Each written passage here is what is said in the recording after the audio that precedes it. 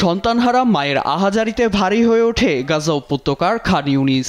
শনিবার ইসরায়েলি বিমান হামলায় সন্তানদের হারিয়ে দিশেহারা পরিবারের সদস্যরা।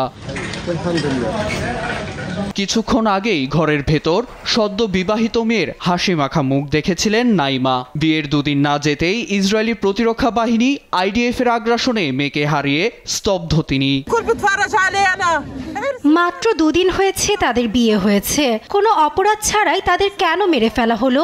সুখের মুখ দেখার আগেই তাদের জীবন কেড়ে নেওয়া হলো। মানবতা বলতে সত্যি কি কিছু রয়েছে? আমরা কি করতে পারি?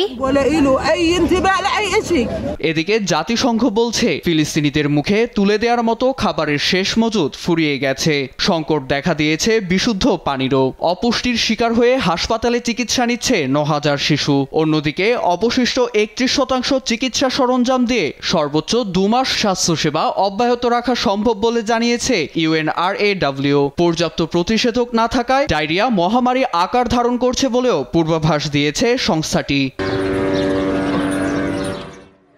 এর মধ্যেই উপত্যকায় আগ্রাসনের মাত্রা বাড়াতে অন্তত 10,000 রিজার্ভ সৈন্যকে প্রস্তুত থাকার নির্দেশ দিয়েছে Tel Aviv. Times of Israel জানায়, ইসরায়েল লেবানন সীমান্ত, পশ্চিম তীর ও গাজা উপত্যকার অভ্যন্তরে মোতায়েন করা হবে নতুন সেনাদের। নির্দেশ পাওয়া মাত্র গাজায় বাস্তুচ্যুতদের উপর হাইনার মতো হামলে পড়বে নতুন নেতানিয়াহু বাহিনী। রোববার এসব বিষয় নিয়ে আলোচনার জন্য মন্ত্রী পরিষদের বৈঠকও ডেকেছে ইসরায়েল।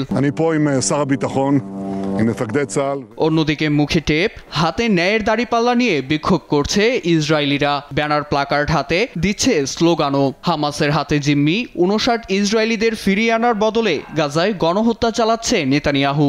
এমন অভিযোগে শনিবার তেল আবিবে বিক্ষোভ করে বিক্ষুব্ধ জনতা।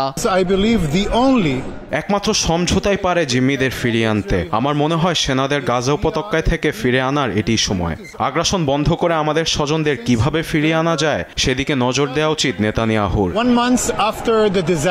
এছাড়া 23 লাখ ফিলিস্তিনিদের বিরুদ্ধে বর্বরতা অব্যাহত রাখায় কট্টর নেতানিয়াহুকে বিচারের আওতায় আনার দাবি জানায় ইসরায়েলি বিক্ষোভকারীরা। নীরব দাস, নিউজ ডেস্ক, দেশ টিভি।